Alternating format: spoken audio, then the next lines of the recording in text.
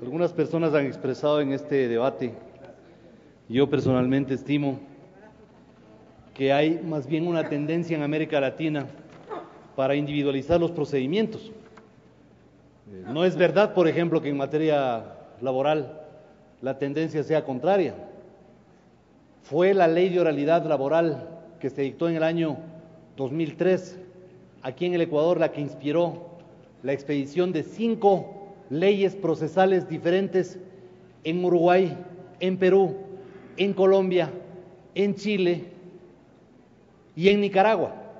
Y es de esa misma ley la que ha inspirado la futura expedición de otras tantas normativas, especialmente en Centroamérica, donde están siendo abordadas bajo esa perspectiva de que no se pueden juntar todos los procedimientos cuando los principios que animan cada uno de ellos son diferentes. Digo esto, señora presidenta, porque en materia laboral no se aplican los principios tradicionales del derecho civil. El derecho civil parte del principio de la autonomía de la voluntad de las partes, es decir, son las partes las que someten un litigio y lo circunscriben a sus intereses, mientras que en materia laboral un proceso judicial se inspira en los principios del derecho social, lo cual quiere decir que no solamente interesa a los contendientes, sino al conjunto de la colectividad. Por eso, tradicionalmente, las normas laborales de todo el mundo han recogido el principio tutelar de la doctrina laboral para aplicarlo en los procedimientos que ahora, desgraciadamente, en este proyecto están siendo suprimidos, no solamente en detrimento de los trabajadores ecuatorianos, sino además del mismo Estado ecuatoriano, como paso a demostrar. En el último inciso del artículo 581 del Código del Trabajo existe una presunción de derecho, según la cual, cuando se solicita una confesión, quien no rinde esa confesión, se dan por afirmativas sus respuestas. ¿Por qué se introdujo esto en el Código del Trabajo? Porque era regular la práctica de algunos empleadores que ultrajaban los derechos de los trabajadores y que la única prueba que había era precisamente la confesión judicial. ¿Quién tiene en las empresas el contrato de trabajo, los roles de pagos? ¿El empleador o los trabajadores? Esa es la pregunta. La respuesta es obvia. Con esta confesión se acabaron todas estas prácticas porque simplemente se veían obligados a ir a confesar. Y en este proyecto, desgraciadamente, se suprime el artículo 581, inciso final, en detrimento de los trabajadores ecuatorianos. Se suprime el artículo según el cual se fija la posibilidad de que haya una demanda conjunta. En el caso de los trabajadores, esta es una posibilidad razonable, porque pueden producirse un despido de 5 personas. Si es que los reclamos de cada uno de estos no supera 5 remuneraciones, perfectamente pueden acudir todos en una demanda conjunta nombrando un mandatario y reclamar ante el mismo juez en contra del mismo empleador. ¿Por qué se lo suprime en perjuicio de los trabajadores? Nadie entiende. Luego, esto del artículo 156, esto es un error monumental. El artículo 156 dice que un juez incompetente puede declarar la improcedencia de una demanda. Eso es un absurdo, porque la improcedencia se puede declarar en sentencia, pues, o mediante un auto, pero un auto inhibitorio que no tiene nada que ver con la incompetencia de los jueces. ¿Cómo puede concebirse que una ley procesal determine que un juez aluda incompetencia para declarar que un juicio es inadmisible o improcedente? Lo que tiene es que dictar un auto inhibitorio para que esa persona vaya donde el juez que estime competente. Esta barbaridad ojalá sea corregida. El artículo 162, señores, en materia laboral no cabe el compromiso arbitral. No hay posibilidad de arbitraje en materia laboral. Se puede dar mediación, jamás se puede dar arbitraje. Bajo esa premisa, lo que se tiene es que introducir una excepción en el artículo 162. ¿Y por qué no se puede dar arbitraje? porque en materia laboral rigen los principios del derecho social.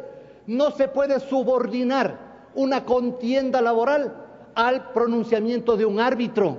Tiene que ser el juez de derecho el que se pronuncie, porque ese juez sí representa a la colectividad, que no es el rol del árbitro. Artículo 169. Un juez puede negar la prueba, pero no dice una palabra que es mágica, pues tiene que ser una negativa motivada para que a la gente no le nieguen su prueba, simplemente porque al juez no le da la gana de receptarla. Luego tenemos un régimen privilegiado para funcionarios, en el numeral 9 del artículo 186. ¿Cómo así? ¿Cómo así un legislador no tiene que ir a un juzgado en un juicio de inquilinato o de trabajo civil a rendir su confesión? ¿Cómo así el defensor del pueblo no tiene que rendir confesión en un juicio cualquiera, que solamente se puede mandar un informe? Esto es una barbaridad. ¿Cómo así hay que generar un régimen de excepción en favor de los legisladores? Si cualquiera de nosotros puede estar inmiscuido en una causa judicial, ¿por qué motivo hay que prescindir de la confesión judicial de un funcionario público? El artículo 351, otro perjuicio para los trabajadores ecuatorianos, porque el artículo 351 prohíbe la reforma a la demanda, lo cual es una barbaridad, pues. El trabajador, cuando demanda, no tiene el rol de pagos en las manos, no tiene el contrato de trabajo. Hay que darle la posibilidad de que pueda reformar la demanda, como se lo hace desde 1938, porque ese trabajador, si se le prohíbe reformar la demanda, probablemente no pueda consignar en su libelo aquello que quiere, por ignorancia, por desconocimiento, simplemente porque no tiene los documentos a mano. Se elimina la prueba de oficio. Insisto, esto no es un juicio ordinario, esto no es un juicio civil. La prueba de oficio en materia laboral está consagrada para que cuando una de las partes no aporta un instrumento, el juez le sustituye en su accionar y hace que ese instrumento probatorio se lo agregue al proceso. Eliminan la apelación de la providencia que declara la nulidad. ¿Cómo así? Si muchas veces esa nulidad puede ser declarada sin sustento alguno.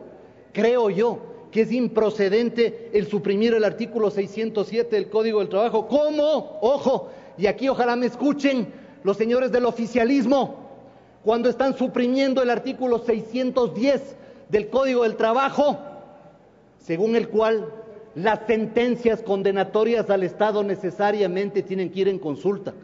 Les recuerdo nada más que el mayor empleador en el Ecuador es precisamente el Estado ecuatoriano. Privarle al Estado de esta posibilidad de consulta es dejar en manos de un juez por ahí, de alguna jurisdicción muy pequeña, que dicte una sentencia en detrimento de los intereses del Estado y que en lugar de que aquella vaya a la Corte Provincial en consulta, simplemente quede vigente, porque muchas veces hay arreglos para evitar que esas sentencias pasen en apelación a una instancia siguiente y así se le perjudica al Estado, como ha pasado en tantas ocasiones. Y si quieren, tengo de esto una sentencia dictada en la provincia de Esmeraldas que les puedo mostrar y que refleja exactamente lo que estoy diciendo. Pero lo más grave es la eliminación del artículo 579 del Código del Trabajo, porque no ha habido una norma más progresista en esa normativa como este. ¿Qué entraña el artículo 579? Tiene un minuto, Asamblea. Gracias, señora Presidenta. Enseguida. El artículo 579 establece que cuando un trabajador presenta una demanda, en la primera audiencia el juez le llama al empleador y le dice: oiga, a usted le están reclamando remuneraciones, ¿le pagó o no al trabajador? Dice: no, no le he pagado. Entonces tiene 10 días para pagarle. Lo de las indemnizaciones vemos más adelante. ¿Cuánto es lo que hay que pagar? Tanto. Y le ordena que le pague provisionalmente al trabajador que está necesitado de cobrar, no las indemnizaciones, sino lo que ya devengó con su trabajo, que son las remuneraciones. Suprimir eso de la legislación procesal es simplemente un ultraje sin nombre a los derechos de los trabajadores y una regresión en los avances que ha tenido la legislación procesal ecuatoriana para poner a buen recaudo esos derechos. Por ese motivo pido, señora Presidenta, que por su intermedio estas consideraciones que ya fueron expresadas por escrito se las vuelva a tomar en cuenta, para que no quede el Parlamento ecuatoriano como el sepulturero de los avances normativos en favor de los trabajadores ecuatorianos. Gracias.